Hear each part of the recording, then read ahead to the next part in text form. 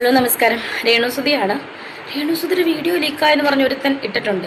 ഇവനൊക്കെ സബിനകത്ത് കയറിയിരുന്ന് ആസ്വദിച്ചിട്ടാണ് ഇവനൊക്കെ ഇങ്ങനെ പുറത്ത് വിടുന്നത്. സത്യം പറഞ്ഞാൽ അതൊരു ലൈവായിരുന്നു. സബിനകത്ത് ലൈവ് പോയതല്ല, ഞാൻ ആൾക്ക് പേഴ്സണലി ചാറ്റ് ചെയ്തോ വീഡിയോ കൊടുത്തതോ അല്ല. ആദ്യം നിങ്ങൾ തെറ്റിദ്ധരിക്കരുത്. ഞാൻ ഇന്നലെ ഉച്ചയ്ക്ക് ലൈവ് പോയതാണ്, മനസ്സിലായി. ഒരുപാട് നാളായി ലൈവ് പോയിട്ട് അങ്ങനെ ലൈവ് പോയതാണ് ഞാൻ.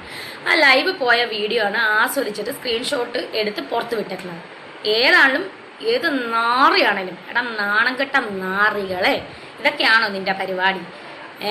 നാണമില്ലാത്ത നാറികളെ. എടാ എൻ്റെ ചുണ്ട് നിങ്ങൾ നോക്ക്, ഇത് കണ്ട ഈ ചുണ്ട് പൊട്ടിയിരിക്കണം. കുറച്ച് ദിവസമായിട്ട് എന്തോ കാലാവസ്ഥയുടെ പ്രശ്നമാണെന്ന് തോന്നുന്നു, ചുണ്ടെല്ലാം പൊട്ടിയിരിക്കുകയാണ്. അപ്പം ഞാൻ അതാണ് ലൈവിൽ വന്ന് കാണിച്ചു തന്നത്, നിങ്ങളുടെ ഇങ്ങനെ കാണിച്ചു തന്നത്, മനസ്സിലായോ? നീ എന്താ ഓർത്ത ഞാൻ ഇനി ലൈവ് പോകത്തുള്ളൂ? സബില് ഞാൻ ഇനിയും ലൈവ് പോകും. എനിക്ക് നിന്നെ പേടിച്ചിട്ടേ ലൈവ് പോകാതിരിക്കാൻ പറ്റത്തില്ല. നീ വന്ന് ഇനി സ്ക്രീൻഷോട്ട് എടുത്ത് പുറത്ത് വിടടാ. ഞാൻ ലേറ്റസ്റ്റ് ആയിട്ടുണ്ട് ഈ വീഡിയോ ലീക്കായതിനെ കുറിച്ചാണ് ഈ രേണുസുതി ഈ കാര്യങ്ങളൊക്കെ പറഞ്ഞിരിക്കുന്നത്.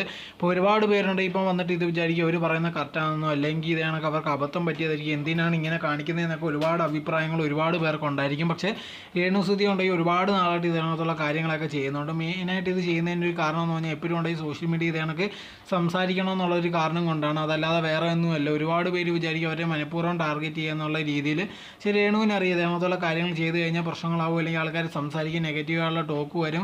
കുറേ നേരം ഉണ്ട് ഇതേക്ക് സോഷ്യൽ മീഡിയ തന്നെ ഇതേക്ക് സംസാരം ഉണ്ടാകുന്ന രേണുവിനെ തന്നെ അറിയാം. അതുകൊണ്ടാണ് ഇതിനകത്തുള്ള കാര്യങ്ങൾ ചെയ്യുന്നത്. പിന്നെ ഉണ്ടാക്കി ഇതേക്ക് ആൾക്കാർ വന്ന് പറയുമ്പോഴത്തേക്ക് അത് റിയാക്ട് ചെയ്യുന്നത് അതും അതിനെ അനുസരിച്ച് തന്നെയാണ്, അതല്ലാതെ വേറെ ഒന്നുമില്ല. ഇതുണ്ടെങ്കിൽ മൈൻഡ് ചെയ്യാതെ ഇരുന്നാൽ മതി, വേറെ ഒന്നുമില്ല. ആൾക്കാരുണ്ടെങ്കിൽ ഇത് പിന്നെ അത് മൈൻഡ് ചെയ്ത് ഇതിനെപ്പറ്റി സംസാരിക്കുമ്പോഴാണ് രേണു പിന്നെ റിയാക്ട് ചെയ്യുക, അത് ഇതിനെപ്പറ്റിയുള്ള കണ്ടന്റ് വെളിയിൽ വരുന്നത്, അതല്ലാതെ വേറെ ഒരു കാര്യം ഉണ്ടാകത്തില്ല. ഇത് മൈൻഡ് ചെയ്യാതെ വിട്ട് കഴിഞ്ഞാൽ പിന്നെ കുറച്ച് കഴിയുമ്പോൾ തന്നെ അടങ്ങിക്കോളും.